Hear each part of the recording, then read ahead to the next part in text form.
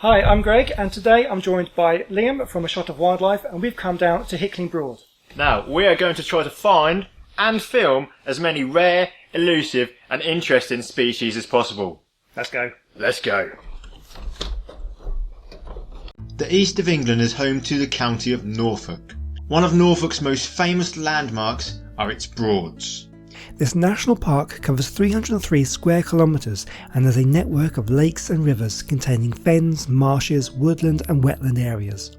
The Broads are actually man-made features and date back to the 12th century. It's estimated that over 900 million cubic feet of peat was extracted from the ground to be used as a source of fuel. This created huge pits that flooded during the 14th century when sea levels rose. But the flooded pits created over 200 kilometres of navigable waterways, and these became incredibly useful for the transport of goods until the railways were built in the mid-1800s, and this brought tourism and boating holidays, which are still popular today. The Broads are renowned for its biodiversity, and they are home to a quarter of the UK's rarest wildlife. And it's this wildlife that has brought Liam and myself here today. We are at Hickling Broad, which is home to several rare species, including the Swallowtail Butterfly, the Norfolk Hawker Dragonfly, and a breeding population of the bittern, one of the UK's rarest breeding birds. The one species that drew us to Hickling initially was the Swallowtail Butterfly, but would we be able to catch any on camera?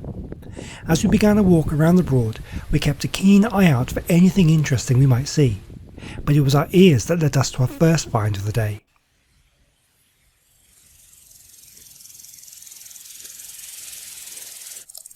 Easy to hear, not so easy to see, this is a common green grasshopper, found all over Europe and as far east as Siberia and Mongolia.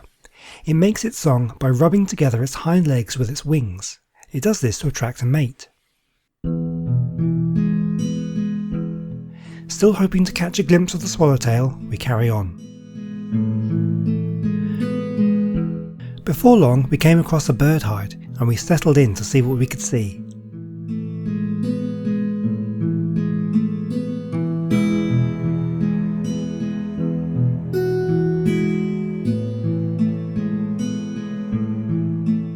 Amongst the reeds on the far bank of this shallow pool, a parent coot is watching over its two well-grown chicks.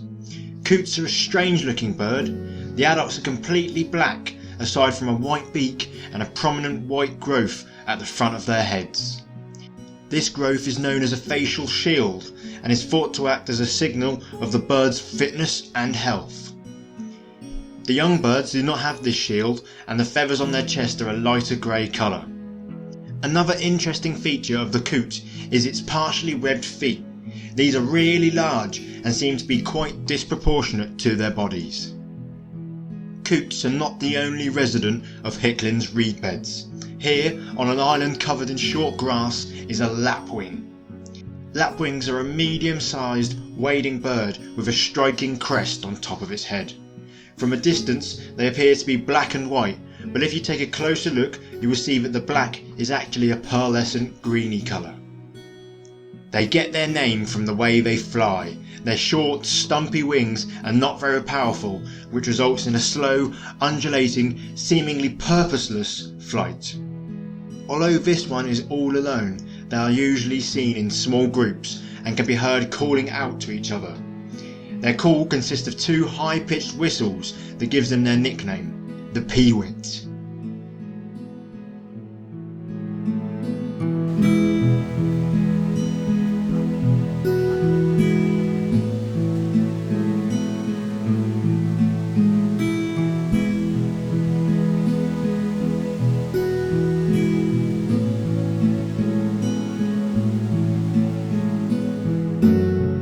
As we came upon an open stretch of water, we had a great view of the dragonflies dancing through the reeds.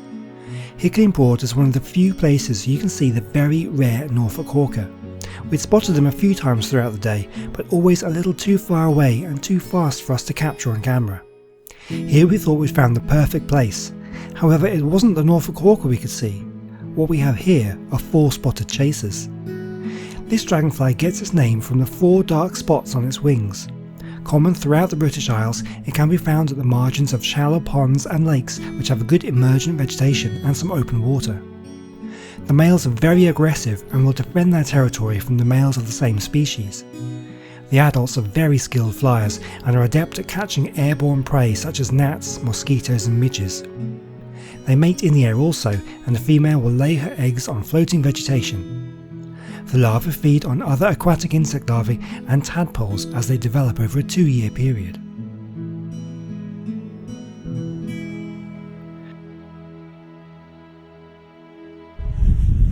In one of the offshoots from the main Broad, the water looks crystal clear. So I've got my waterproof camera with me and it's on a long pole. Let's take a look at what's under the surface.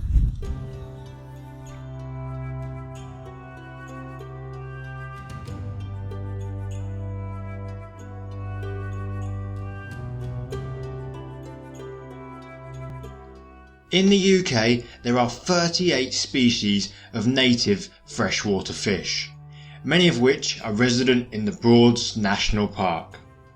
The shallow margins and offcuts here at Hickling Broad create the perfect habitat for one of our most common species, the rudd.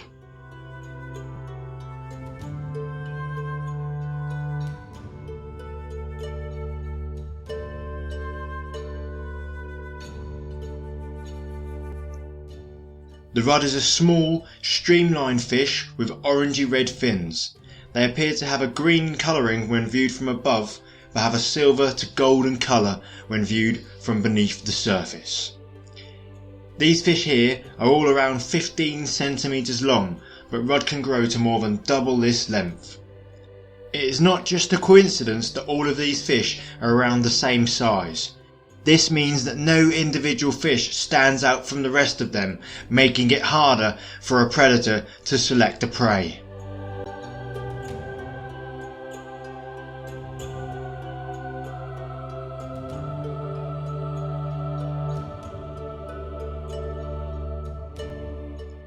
The diet of this species consists mainly of flies and other invertebrates that fall onto the surface of the water. For this reason, rudd have upturned mouths and are often seen swimming within a few inches of the surface.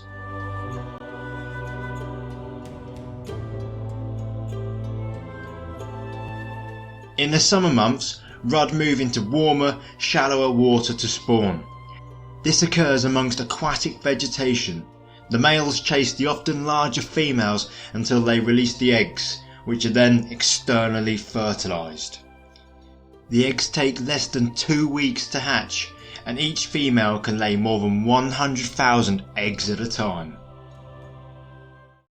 Liam and I had managed to catch fleeting glimpses of swallowtail butterflies, but frustratingly they remained just out of reach of our camera lenses. For the time being we had to be content with some sights of other butterflies, but we're not about to complain about that. This is a large skipper butterfly. It's the first of the skippers to emerge in the UK and is widespread throughout England and Wales. It can be seen actively flying in sunny weather or resting in areas of long grass. The male has a dark band on its forewings containing specialised scent scales which it will use to attract a female. Another fascinating find is this painted lady butterfly. This incredible insect will have made an astonishing journey to Hickling all the way from northern Africa. They will breed here and a new generation will emerge in August and September. Painted ladies cannot survive the British winter in any life stage, so some will migrate back to Africa in the autumn, but many do not attempt the journey and the entire British population will die out until new migrants arrive next spring. Another welcome sight was this beautiful white admiral butterfly. It's found in central and southern England, but it's not particularly common as populations have been in a dramatic decline over the last 20 years for unknown reasons. The adults can be seen drinking the nectar of bramble plants, but this does mean that their wings can get a bit tatty as they snag on the bramble spikes, and we can see a small amount of damage on this butterfly.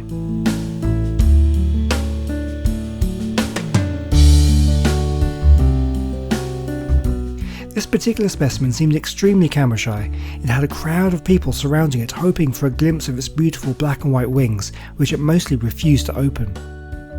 But sometimes patience pays off.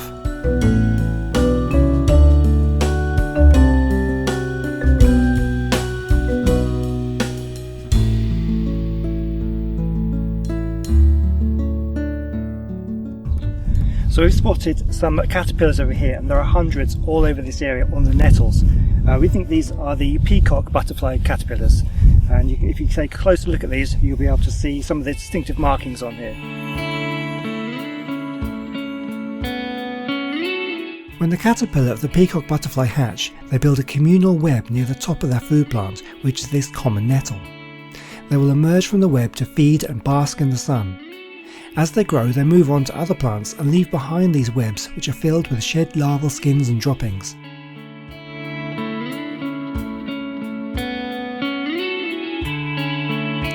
These caterpillars will soon leave the nettle they are feeding on and seek out a site for pupation, which may be a tree some distance away.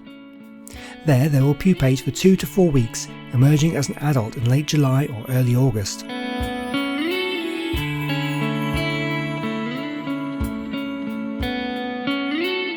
Next up, spotted resting on the bramble leaves, is this large hairy caterpillar. This is the larva of a drinker moth, so called due to the caterpillar's supposed habit of drinking drops of dew. This is a fairly common species of moth found in Europe and most of the British Isles, although it's more common towards the south. This caterpillar is probably fully grown and will soon pupate, with the adult moth emerging in July. The adults are usually a reddish brown colour, but the adults in East Anglia region, where we are often yellow in colour.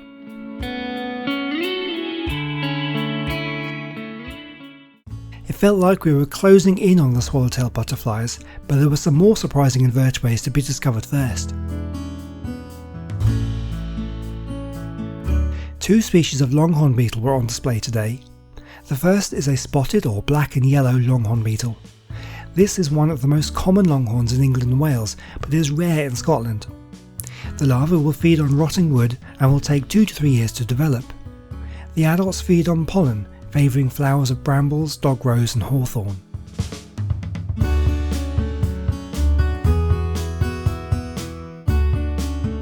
This beauty is a golden bloomed grey longhorn beetle. It's fairly common but localised to central and eastern England.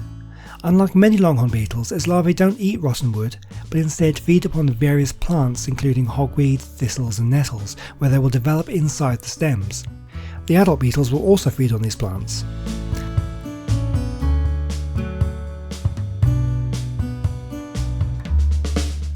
I think these beetles look amazing, and I've definitely become a fan of longhorns after today. We were treated to 2 more dazzling sights. The first was this blue-tailed damselfly. Very common throughout most of Europe, the blue-tailed damselfly is a superb flyer. It has fine motor control of each of its 4 wings separately, and has been known to be able to compensate for the loss of the whole wing and still be able to catch prey while flying. At first glance, I thought this dragonfly might just be the elusive Norfolk Hawker, but on closer inspection I could see it lacked the distinctive green eyes of the hawker. What I believe we have here is a common darter, usually seen from July, but it can emerge as early as May, so it's not unusual to see it this time of year. The adult males are a bright red colour, which indicates that this golden brown one is either a female or an immature male.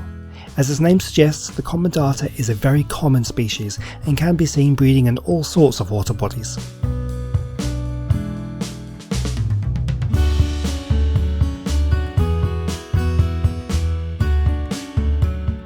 At last, feeding on the nectar from the bramble blooms, here it was, the swallowtail butterfly, and it was worth the wait to see this beautiful insect.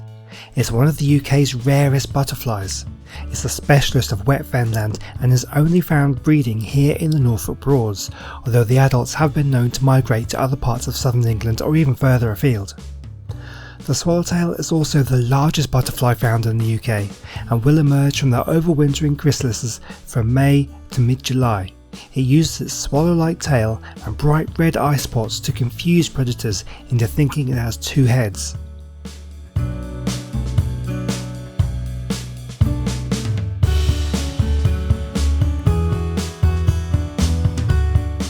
And just like that, it was gone.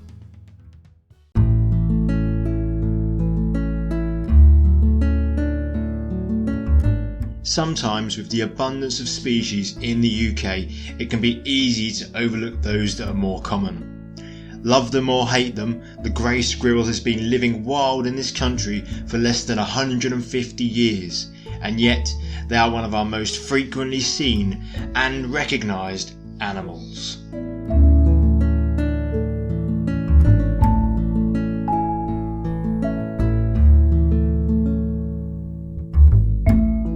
Common garden birds are often overlooked too. Take this group of great tits for example.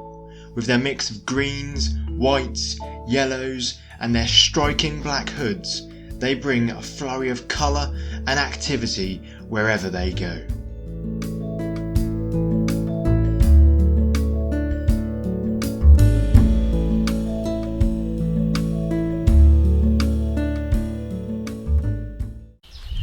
So we've been all around Hickling Broad and now we're back to where we started.